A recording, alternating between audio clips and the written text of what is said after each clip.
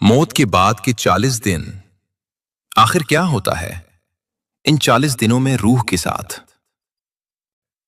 क्या आपने कभी ये सोचा है जब आप अपनी आंखें आखिरी बार बंद करेंगे और फिर कभी नहीं खोलेंगे और ये दुनिया हमेशा के लिए आपसे जुदा हो जाएगी? वो लम्हा जब आप अपने प्यारों की आवाजें तो सुन रहे होंगे मगर जवाब देने की ताकत नहीं रखेंगे।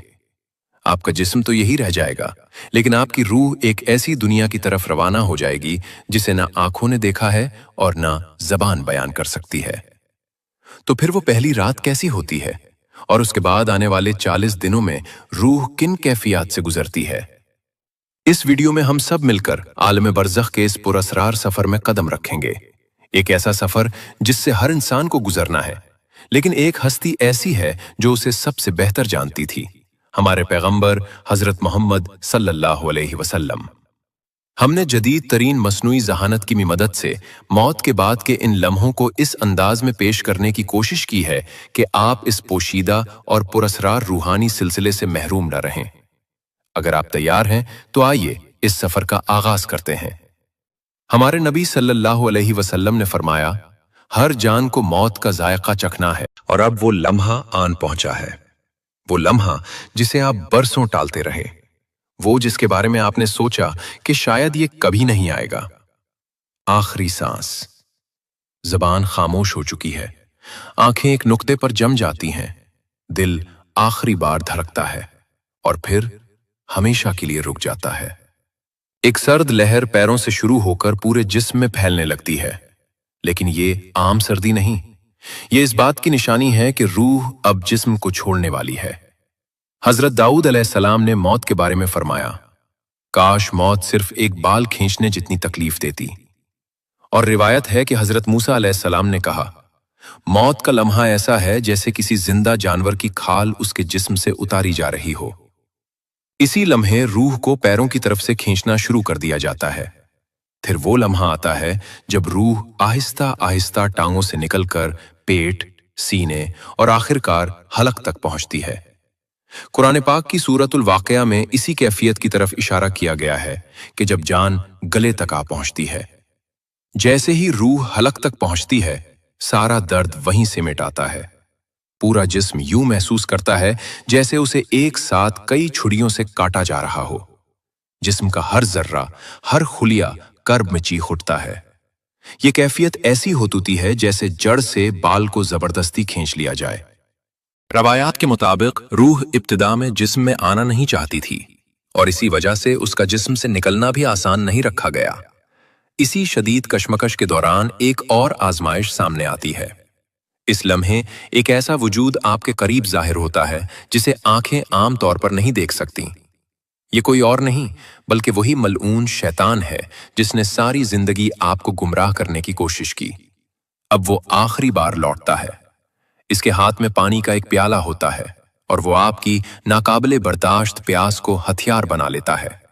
वो कहता है, अपना ईमान मुझे दे दो और ये पानी ले लो। इसी लम्हे आपकी पूरी जिंदगी एक फिल्म की तरह आंखों के सामने घूम जाती है। आपकी नमाजें, आपके गुनाह, आपके आंसू, आपकी गफलत और वो तौबा जिसे आपने कभी सच्चे दिल से किया था। शैतान मुसलसल सरगोशियां करता रहता है, आपके जहन को उलझाने की कोशिश करता है। रिवायात में आता है कि वो आपके फौतशुदा वालदैन की शक्ल में भी जाहिर हो सकता है और आपको किसी और रास्ते, किसी और मजहब की तरफ बुलाने की कोशिश कर सकता है। लेकिन अगर आपका ईमान सच्चा और मजबूत हो, जैसा कि अहादीस में बयान हुआ है, तो आप इसके धोखे में नहीं आएंगे। और अगर दिल में शक हो, अगर जिंदगी भर ईमान को मजबूत करने की कोशिश न की गई हो, तो इंसान इस नाजुक लम्हे में आसानी से फरेब में आ सकता है और अपने आखिरी वक्त में इस्लाम को छोड़ सकता है। जैसे कुछ लोग इस दुनिया में ख्वाहिशात और लज्जतों के बदले अपना दीन छोड़ देते हैं, वैसे ही वो मौत के लम्हे में भी उसे छोड़ देते हैं। उस दिन ला इलाहा इल्लल्लाह कहने का वाहिद रास्ता ये होगा कि आप ईमान के साथ जिए हों। सच्चे ईमान के साथ शैतान की सरगोशियां बेअसर हो जाएंगी, जैसा कि हदीस में है। आप इसी हालत में मरेंगे जिसमें आप जिए और आप इसी हालत में उठाए जाएंगे जिसमें आप मरे। जो लोग ईमान के बगैर मरते हैं उनके लिए मौत इंतहाई तकलीफदेह होती है। फरिश्ते पुकारेंगे, बाहर आ ए खबीस रूह, बाहिरा जहन्नुम के अजाब की तरफ, और फिर रूह को जिस्म से नोच लिया जाएगा।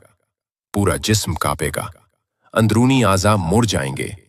जिस्म रूह से चिमटे रहने की कोशिश करेगा, लेकिन अल्लाह के हुक्म की तामील करते हुए फरिश्ते उसे ले जाएंगे।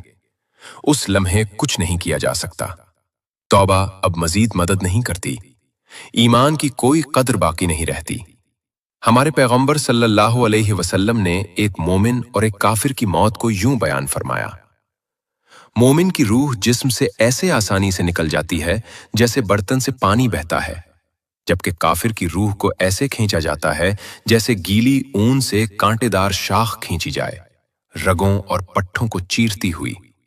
हमारे पैगंबर सल्लल्लाहु अलैहि वसल्लम ने बताया कि काफिर की मौत के फौरन बाद क्या होता है।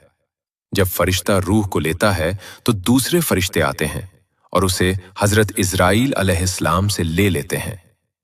वो उसे एक खिरदरी बोरी में डालते हैं जो उसके लिए तैयार की गई होती है। इस बोरी से जमीन के बदतरीन मुर्दा जिस्म से भी बदतर बदबू आती है।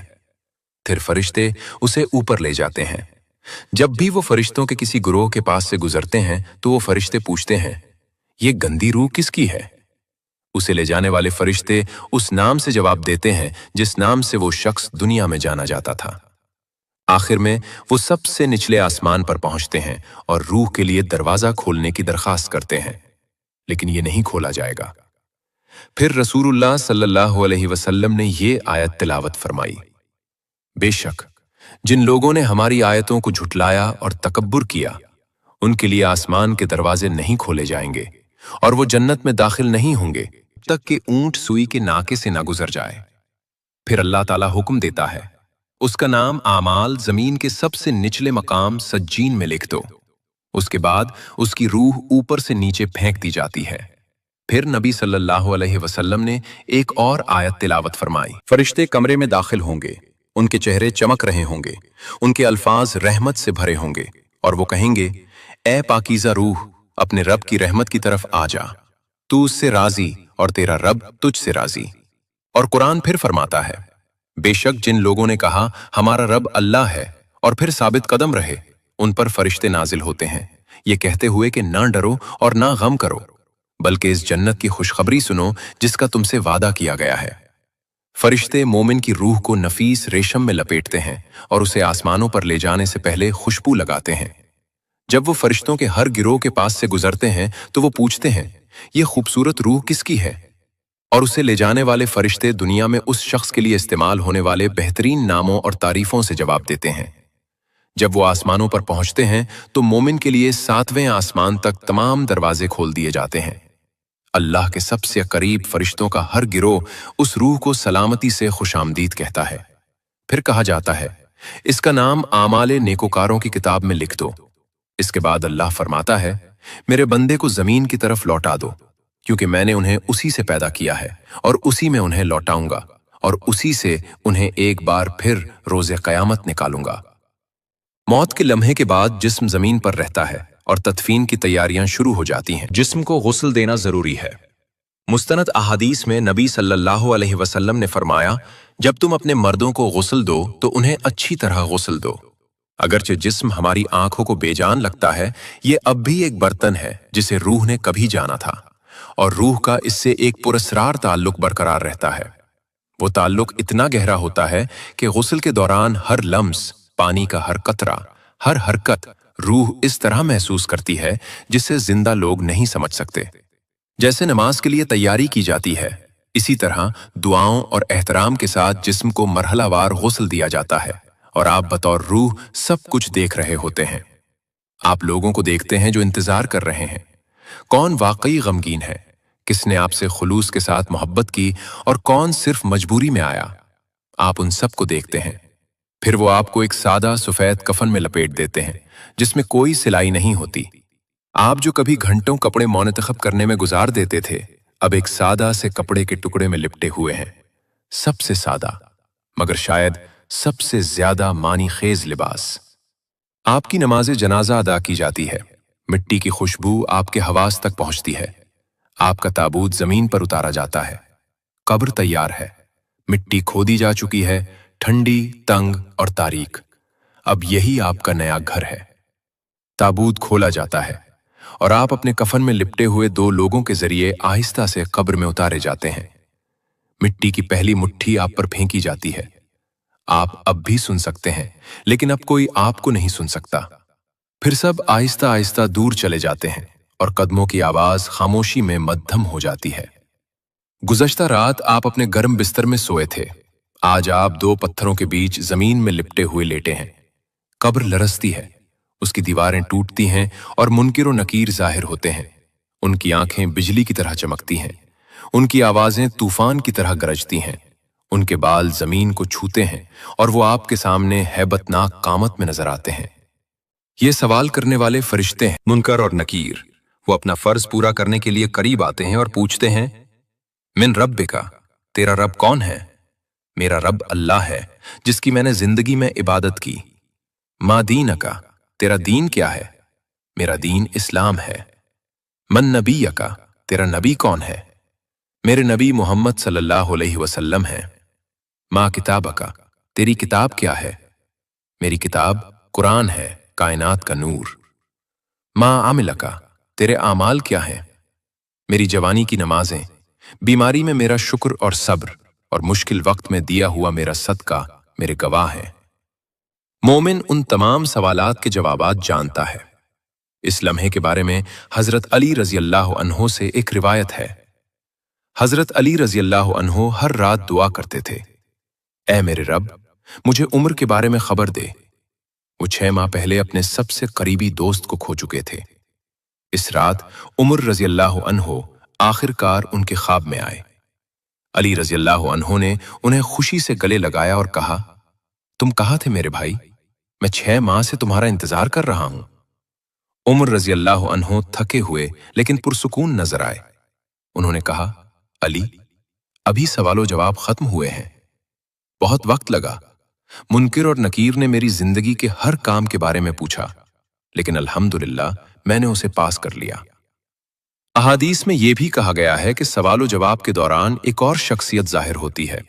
अगर आप अच्छे इंसान थे तो आप एक शख्स को खालिस सफेद लिबास में मलबूस देखेंगे, जिसका चेहरा नूर से चमक रहा होगा। इसकी खुशबू बयान से बाहर होगी। आप पूछेंगे, तुम कौन हो? एक तसल्ली बख्श मुस्कुराहट के साथ वो जवाब देगा, मैं तुम्हारे नेक आमाल हूं। मैं तुम्हारी नमाजें और तुम्हारे रोजे हूं। मैं रात में तुम्हारे सजदे हूं। मैं अल्लाह के लिए बहाए गए तुम्हारे आंसू हूं। मैं रोजे क़यामत तक तुम्हारे साथ रहने आया हूं। तुम अब अकेले नहीं हो। वो आपको कब्र के दबाव, उसकी तंगी और उसके दर्द से बचाएगा। जन्नत की खुशबू आपकी रूह को भर देगी। अंधेरा दूर हो जाता है। आपकी कब्र इतनी फैल जाती है जहां तक आपकी आंखें देख सकती हैं। मजीद कोई खौफ नहीं, मजीद कोई दर्द नहीं, सिर्फ सुकून। अगर आप सवालो जवाब के दौरान सही जवाब देते हैं तो आपके लिए जन्नत से एक खिड़की खोल दी जाती है। अल्लाह हुक्म देता है कि आपकी कब्र को वसी कर दिया जाए और आपके लिए जन्नत से एक बिस्तर तैयार किया जाए। आपके पहलू में खिड़की खोली जाती है जो जन्नत का मंजर दिखाती है, मोमिनों का घर। आपका दिल सुकून से भर जाता है और आप कयामत के दिन तक जन्नत को देखते रहते हैं। और जब आप बरज़ख के बागों में से एक में आराम कर रहे होते हैं तो आप एक आवाज सुनते हैं। ये उन लोगों का बदला है जिन्होंने ईमान में जद्दोजहद की। ये सुकून उनके लिए तैयार किया गया है जिन्होंने अल्लाह को याद रखा। लेकिन हर कब्र ऐसी नहीं होती, क्योंकि अगर कोई शख्स दोनों फरिश्तों के सवालात का जवाब नहीं दे सकता, अगर उसने अपनी जिंदगी गफलत में गुजारी, वक्त को खेलों और लज्जतों में जाया किया, अगर उसने कभी अपने रब को नहीं जाना, तो कब्र में वो सिर्फ कहेगा, मन रब्बुका, मुझे नहीं मालूम। तेरा नबी कौन है? तेरा दीन क्या है? तेरे आमाल क्या थे? मुझे नहीं मालूम। काफिर और मुनाफिक कभी भी उन सवालात का सही जवाब नहीं दे पाएंगे और फरिश्ते कहेंगे, हमें पहले ही मालूम था कि तुम यही जवाब दोगे।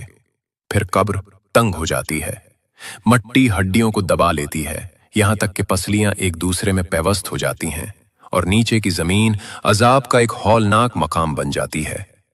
उनके लिए जहन्नम के दरवाजे खोल दिए जाते हैं। वो अभी भी अपनी कब्रों में होते हुए उसका अजाब देखते हैं। जहन्नम की गर्मी और बदबू उन तक पहुंचती है। कब्र तंग हो जाती है और उन्हें हर तरफ से दबाती है। जब जमीन तंग होती है तो कोई रहम बाकी नहीं रहता। नबी सल्लल्लाहु अलैहि वसल्लम ने फरमाया, कब्र उसे इतना कचल देगी कि उसकी पसलियां एक दूसरे में पैवस्त हो जाएंगी। दोनों फरिश्तों की आंखें बिजली की तरह चमकती हैं, उनकी आवाजें बादल की तरह गरजती हैं, उनके दांत जंगली बैलों के सींगों की तरह तेज होते हैं। उनकी मौजूदगी रूह को दहशत से भर देती है। ये फरिश्ते मुस्कुराते नहीं, वो कोई शफकत नहीं जानते, वो कोई रहम महसूस नहीं करते, क्योंकि आपने हमेशा अपनी नमाज में ताखीर की, आपने ईमान को हल्का लिया। अब वो अजाब को बढ़ाते हैं। मट्टी आग में बदल जाती है, शूले कब्र को घेर लेते हैं, धुआं हुआ में भर जाता है। वो शख्स चीखता है, लेकिन आज कोई फरार नहीं। फिर एक और वजूद कब्र में दाखिल होता है। उसका चेहरा खौफनाक है, उसके कपड़े मीले हैं और उसकी बदबू सड़ती हुई लाश से भी बदतर है। दहशतजदा शख्स पूछता है, तुम कौन हो? और वो वजूद जवाब देता है, मैं तुम्हारे आमाल हूं, तुम्हारे गुनाह हूं। मैं वो मवाक़े हूं जो तुमने ज़ाया कर दिए और कभी तौबा नहीं की। मैं वो हूं जो तुमने किया है। और ये वजूद रोज़े क़यामत तक उनके साथ रहता है, उनके दर्द और पछतावे में इजाफा करता है। फिर एक और अजाब शुरू होता है। 99 सांप कब्र में भेजे जाते हैं, लेकिन ये दुनियावी सांपों जैसे नहीं होते। उनमें से हर एक अजाब के लिए पैदा किया गया होता है। उनका हर डंक रूह को उस गुनाह की याद दिलाता है जो उसने किया था।